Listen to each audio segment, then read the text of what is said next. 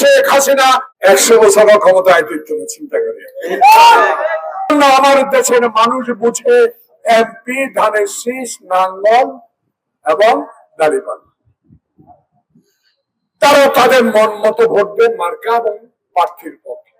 সে কারণে এখন আপনারা নেতা যারা দয়া করে সমস্যা বাজারে বয়া ফারুক সাহেব ফটো উঠে ফেসবুকে ছেড়ে দিলে ভোট হবে না। ভোট চাইতে হবে ওয়ার্ডে ওয়ার্ডে, কান্দে কান্দে আশেপাশে যা মানুষকে বোঝাতে হবে তারেক রহমান কে রক্ষা করেছে আল্লাহ, খালেদা জিয়াকে রক্ষা করেছে আল্লাহ।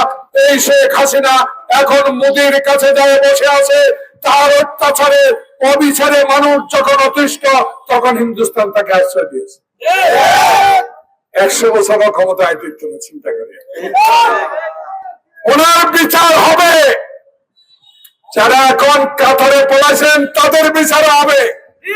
7 নম্বরের চেয়ারম্যানের বিচার হবে, 3 নম্বরের চেয়ারম্যানের বিচার হবে।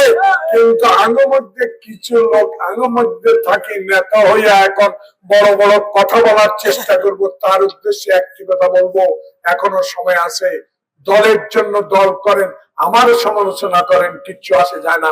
কিন্তু যদি ধানের শীষ তারেক রহমানের বিরুদ্ধে কোন রকম কথা বলেন, জনগণ আপনাদেরকে প্রতিরোধ করবে।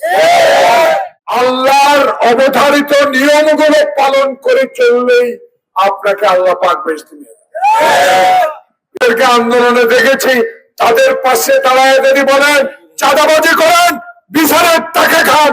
আমি বলে গেলাম এই মাগরিবের আজান আগে সমুন্সি বাজারে যদি একটা লোক যদি চাঁদাবাজি করেন এবং বিচারের টাকা খান, মানুষের জমির মাটি জোর করে দখল করেন, আপনাদের বিচার ইনশাআল্লাহ করা হবে।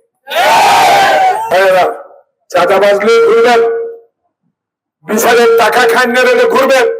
কদিন পর আজিজপুর সেন্টারের জন্য ভোট করতে যাবেন, তারেক রহমানের ধানের শীষের পক্ষে যখন ভোট করতে যাবেন, জিজ্ঞাসা করবে আমি যে চাঁদাবাজের বিরুদ্ধে আপনার কাছে নালিশ করছিলাম, আপনি বিচার করছেন?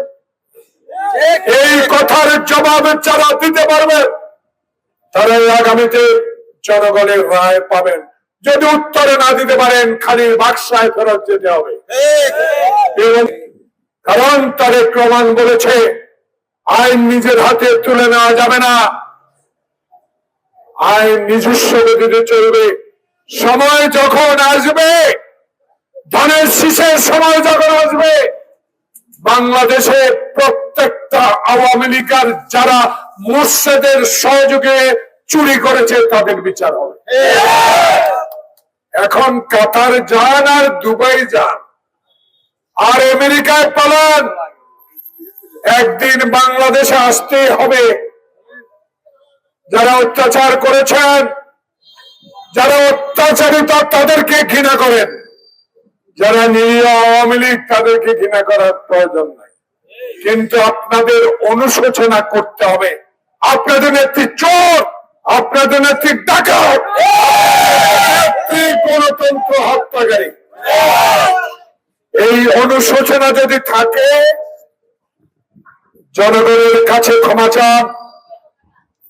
এই অনুমতি যদি থাকে, মসজিদে ঢুকে আল্লাহর কাছে ক্ষমা চান। টিয়ার চুরি যারা করেছেন, মসজিদের টিয়ার যারা চুরি করেছেন, সোনারের নামে ওই মুর্শিদের টাকা যারা খেয়েছেন, আমি সবার নাম জানি।